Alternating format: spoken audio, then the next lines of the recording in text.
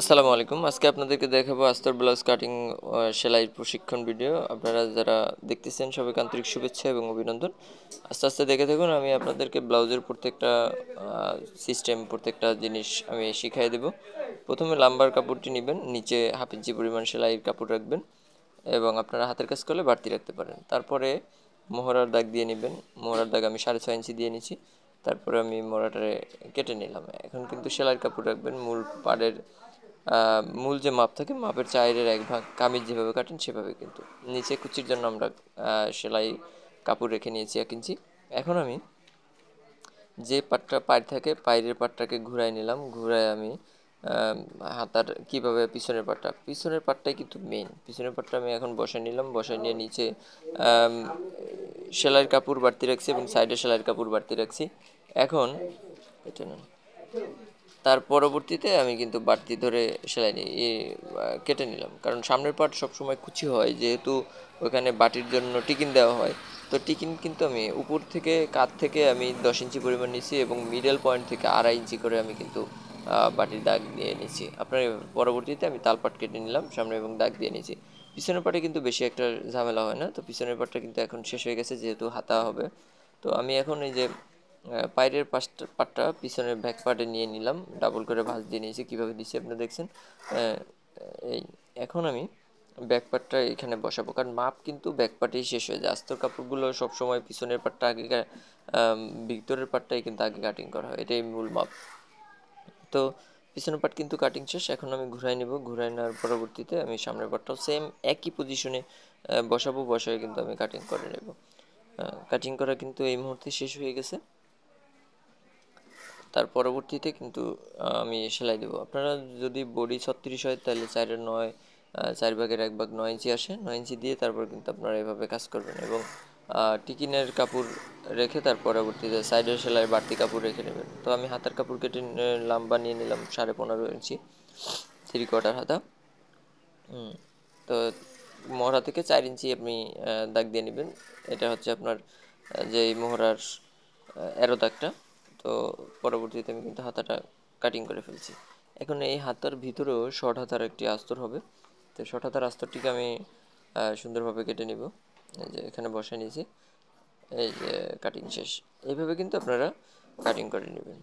তো যারা এখন পর্যন্ত আমার চ্যানেলটি সাবস্ক্রাইব করেনি তারা অবশ্যই সাবস্ক্রাইব করবেন এবং যারা ফেসবুক থেকে দেখছেন অবশ্যই ফলো করবেন।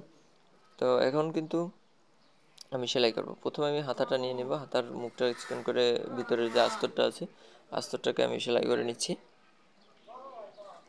এই যে আমি সেলাই করে নিতেছি, এভাবে কিন্তু সেলাই করে নেবেন। প্রথম মুখটাকে একটু ফাঁকা করে নেবেন।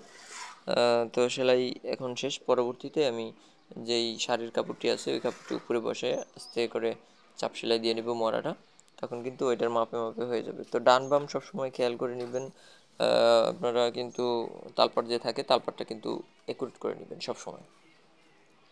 ব্লাউজের তালপাটটা হচ্ছে সবচাইতে মেন জিনিস। তো আমি কিন্তু তালপাটটাও করে নিয়েছি। এখন হাতাটাকে ডাইরেক্ট জয়েন করে নেবেন। তো জয়েন শেষ হয়ে গেলে তার পরবর্তীতে আমি কিন্তু সামনের পাট এবং পিছনের পাটের কাজ শুরু করব। যেহেতু এটা শাড়ির কাপড় এবং ভিতরে আস্তর আছে, এজন্য আলাদা কোনো আমি গলার বর্ডারের কাজ করব না বা হাতের কাজ হবে না, এটা পুরোটাই পাকা সেলাই হবে। তো কিভাবে পাকা সেলাই করব, আমি এখন পিছনের পাটটা দাগ দিয়ে নিলাম, দাগ দিয়ে নিয়ে নিচে যে হাফ ইঞ্চি পরিমাণ আছে এটাকে আগে সেলাই করে নিব, তারপরে গলাটাকে সেলাই করে নিব। আমি গলাটা কিন্তু এটা কিন্তু পাকা হয়ে যাবে, এটা কোনো হাতের কাছের প্রয়োজন হয় না। তো কাঁচা দিয়ে নিলাম, কাঁচা দেওয়ার পর এটা ঘুরাইয়া চাপ সেলাই দিয়ে নিব। নিচে আমি 1 ফিট ধরে একটা চাপ সেলাই দিয়ে নিছি। পরবর্তীতে গলাতেও সেম একইভাবে আমি চাপ সেলাই দিয়ে নিছি। এখন আমি সাইড ওকে করে নিলাম।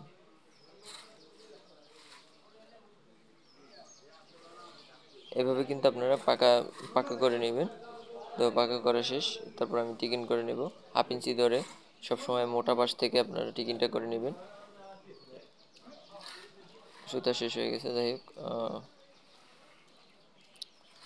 তো এভাবেই কিন্তু আমরা টিকিন করে নিয়েছি। টিকিন করার পরবর্তীতে পিছনের পার্টের কাজ শেষ। এখন আমরা সামনের পার্টটাকে টিকিন ওকে করে নিব। তো চিহ্ন দিয়ে নিলাম। চিহ্ন দেওয়ার পরবর্তীতে আপনারা ওই পার্ট বসে গলা আগে পাকা করবেন। এটা কোনো সামনের নিচের পার্টটা কোনো সময় পাকা হবে না, আগে গলার পাকা হবে। তো আমরা এখন গলাটাকে কাঁচা দিয়ে নিব, কাঁচা দিয়ে এটা ঘুরে ফেলবে, একসাথে করবেন, নাহলে আবার একই পাশে যদি হয়ে যায় তাহলে পরবর্তীতে সমস্যা হতে পারে। তো এভাবেই আপনারা সাইড পাকা করে ফেলবেন। পাকা করে আপনারা টিকিনগুলো দিয়ে নেবেন।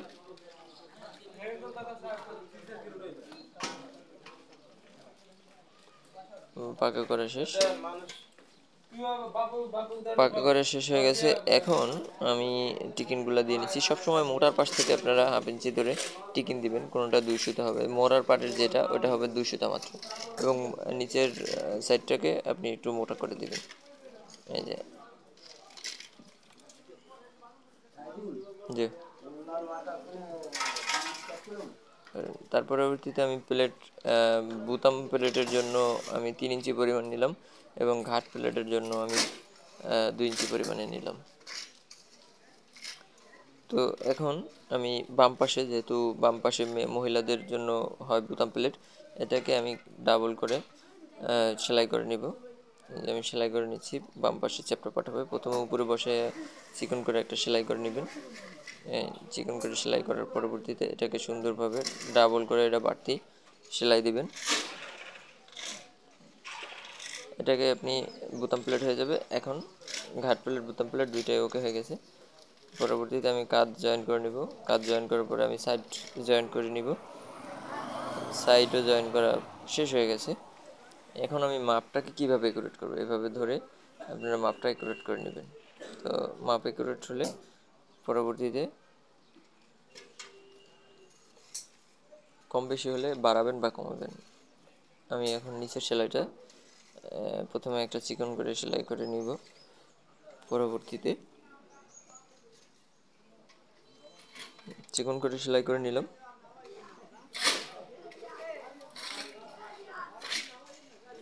চিকন করে সেলাই করার পরবর্তীতে আমি এখন হাতার মরা জয়েন করব। ডান হাতে বাম হাতা মিল করে আপনারা কিন্তু এই করবেন। তো তালপাটটা একুরেট রাখবেন, কোন হাতে কোন পাশে তালপাটটা হয় তালপাটটা একুরেট করে হাতাটা জয়েন করে ফেলবেন। হাতাটা জয়েন করার পরবর্তীতে আমরা ব্লাউজের কাজ শেষ হয়ে যাবে। তো এখন পর্যন্ত যারা আমার চ্যানেলটি সাবস্ক্রাইব করেনি, সুন্দর সুন্দর ভিডিও পেতে হলে, প্রশিক্ষণ ভিডিও পেতে হলে অবশ্যই আমার চ্যানেলটি সাবস্ক্রাইব করে সাথেই থাকবেন, এবং ফেসবুক পেজে যদি ভিডিওটি দেখে থাকেন অবশ্যই লাইক কমেন্ট শেয়ার করে সাথে থাকার জন্য অনুরোধ করব। আল্লাহ হাফিজ, আসসালামু আলাইকুম।